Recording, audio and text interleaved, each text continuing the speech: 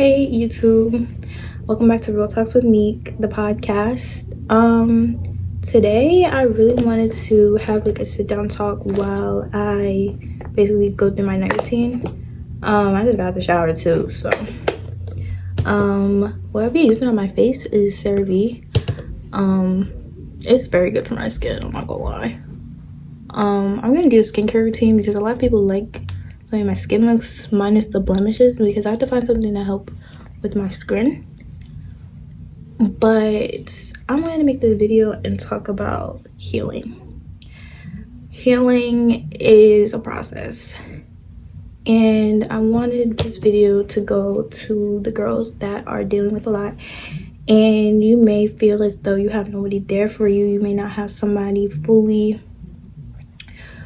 there to hear you, understand you, but this sisterhood, I wanted people to feel heard. And I don't know who's watching. I don't know if this is going to get anywhere. I don't know if I'm ever going to blow up on anybody's screen, but if I do, I just want to let girls know that you're not alone. You're not alone through all the things that you're going through. You're not alone. You're not by yourself.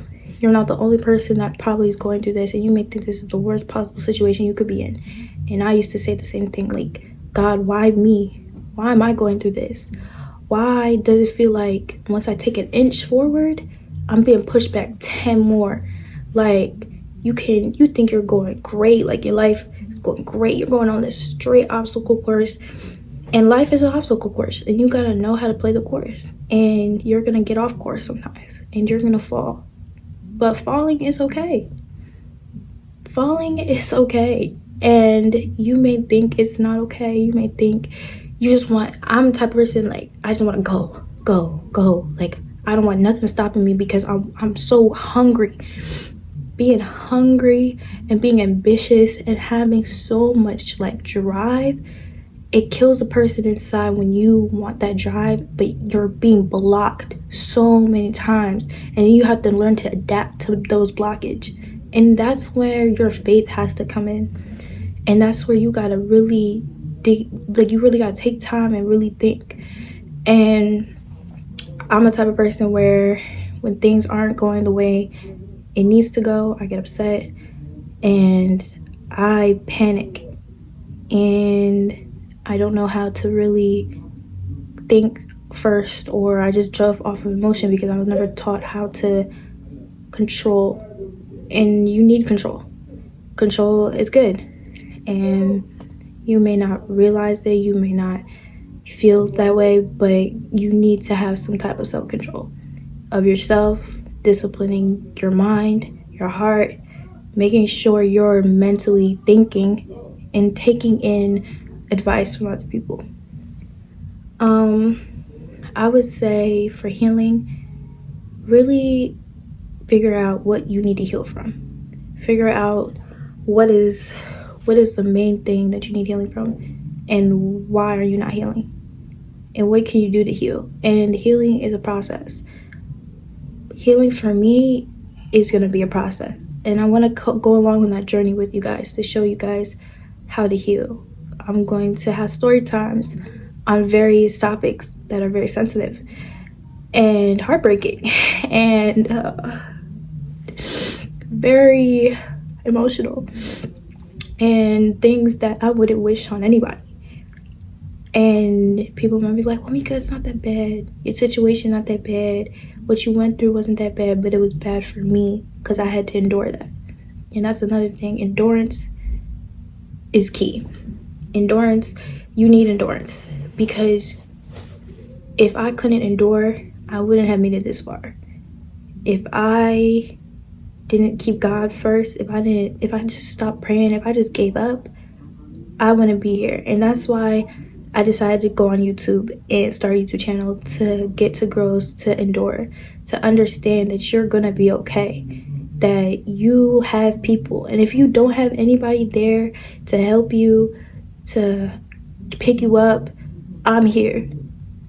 DM me, email me, tell me your stories, tell me what went through in your life, tell me the things that you can't tell anybody else. You can't tell your boyfriend, you can't tell your parents, you can't tell an uncle, you can't tell an auntie, whoever you can't talk to, talk to me. I want to help, and I generally want to see girls win, and I want to see girls healing, because so many girls and boys go through so many mental parts. But yeah, God is gonna put you through a lot of trials and tribulations, but He knows what you can handle, what you can't handle. And sometimes we feel as though, why are we going through this? I can't handle this, but you can. And He wouldn't put you in a position where you couldn't handle it. But that's where faith and trust has to come in. That's where you gotta really put your whole faith and trust in Him and let Him know, like, yeah, I can do this. I can manage. And you gotta adapt. I had to adapt to a lot of things. I'm learning how to, all right, this happened. What am I gonna do about it? How am I gonna go about it? What else can I do? How can I go through this obstacle? Prayer, fasting, putting my whole trust into God and letting Him know that, like, all right, we've been through this. Crying, God will break you down, bro. And sometimes you need to be broken so He can build you back up again. And I feel like right now I'm in the broken process. I'm in the breaking Mika process, breaking me down till I'm here so I can get here. And I'm grateful for that. I'm grateful for the breaking process. I'm grateful for the mistakes. I'm grateful for the chastisement. I'm grateful for the rebuke, because that's what's going to grow me and mold me. I'm grateful for everything. And it may suck, but I can't keep complaining about it. I can't just sit here and say, oh, they did this. But what am I doing about it? People will make you feel bad for wanting help. People are going to make you feel bad for speaking up. People are going to make you feel bad because you want to change your situation. But don't let them make you feel bad, because you're not in the wrong for wanting help, for wanting to better yourself. Because they don't see the change doesn't mean you're not changing. Because they don't see you growing, that doesn't mean you're not growing. Because they don't see that you're achieving something does not mean you didn't achieve it. If someone in their mind thinks 2 + 2 is 4, and another person thinks 2 + 2 is 6, but they have that embedded that 2 + 2 is 6 in their mind, they're going to continue thinking 2 + 2 is 6. No matter how many times you convince them 2 + 2 is 4, they will believe 2 + 2 is 6. So you trying to change a person mindset on you because only you know you. Yes, people can read people. Yes, things can be seen differently. Yes, people can lie about certain things. But only you know you, and only God knows for you fully. People can misread things. People can not always know everything that's going on. You can make a prejudgment on somebody and don't even know them. But we're automatically programmed to make a prejudgment because of the appearance of a person. Appearance is everything. Appearance gets you so far. If you see somebody with a sleeve of tattoos, neck tattoo, you're going to think they're unprofessional. But they could be a big CEO in a big law firm. But you already made a prejudgment on them because of the tattoos and earrings and everything like that, assuming that they're a criminal. But that's what we do as a society. We prejudge. We pre-make a statement about someone that we don't even know because we assumed. We think badly about each other and don't put each other up. We don't make a safe space that we say we create a safe space. We'd never do that. So I just want to let you guys know that this is a sisterhood. And we're going to discuss a lot of topics. And this is just the introduction about healing and how it's a process. And how I choose to heal is by making these videos. And I'm slowly healing. And prayer, journaling, talking to people that I trust, talking to people that I know I can rely on, talking to people that I know I can say everything to, and I know once I leave the conversation, it's not going to be repeated. Knowing that I'm strong enough to endure this. That this is not the end for me. This is not the end for you. You may think this is the end right now, and I used to cry in my room, cry all the time. depressed, suicidal, eating crazy, stress eating because of the situation I'm in. But knowing that this is not the end for me, I'm confident to say this. I'm not ashamed to say this to the world, to the public, whoever's watching this. I'm not my friends at school, people who know me personally. I'm not ashamed to say that I was suicidal. I was depressed. Still am depressed. Still going through anxiety. Still stress eating. But I still put a smile on my face when people see me. I still try to be a good person. I still try every day. Wake up every day trying. And people have a lot to say. And people choose to prejudge you. I didn't think so. People will continue to talk bad about you. But if you let them words eat you alive, you're going to be depressed. And I think that was my biggest problem. Letting people's words eat me up to the point where I wasn't confident. I felt like this was the end, but it's not. So if I can leave any advice for girls who are in toxic situations, you're in a toxic relationship, you're in a toxic household, you're in a toxic environment, you're around toxic people, you have toxic friendships. If you can leave, leave. And if you can't, learn to adapt. Learn the person you're with. Learn the people that you're around. Learn your enemy. Learn your attacker. Learn your oppressor. Because the more you learn them, the more you can avoid certain things. And I still have to learn that. Learning people is the hardest thing. Because you never know when a person will switch up on you. You could be in the most happiest relationship ever. And then 2 years from now, 3 years from now, you want to get married. You're so happy. But then one day, he just gets up and leaves you. He tells you he doesn't love you anymore. She tells you she doesn't love you anymore. What are you going to do? Are you going to wallow and cry? Or are you going to boss up, pick yourself up, wipe them tears? It's okay to cry now.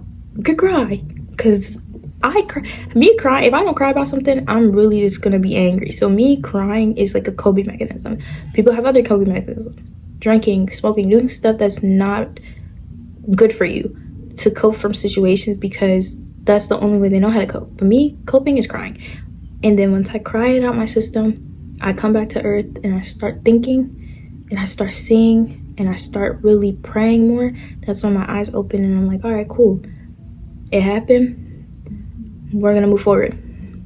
We're going to do something different about it. We're not going to let this define who I am. People will define you from your past mistakes. People will hold your mistakes higher than their own. Like, they didn't mess up. Like, that doesn't make any sense to me. People will still see you. Say you did something 5 years ago. You meet the person, you see the person again after 20 years. They will still remind you of what you did 5 years ago. Like it just happened. They're not over it. People can't get over things that people don't do to them. And it's hard. I will understand it's hard. But give the person the benefit of the doubt. People can change. People can do better. Because you can't see it right now, or you don't want to believe it. Obviously, if somebody did you wrong and broke your trust, you're not going to always want to be open to talk to them, or you're not going to be trusting of that person. Your guard is going to be up, which is normal. Your guard is going to be up. But give them the benefit of the doubt and see in silence. I got the best advice I could give you is listen more, speak less. Observe more and speak less.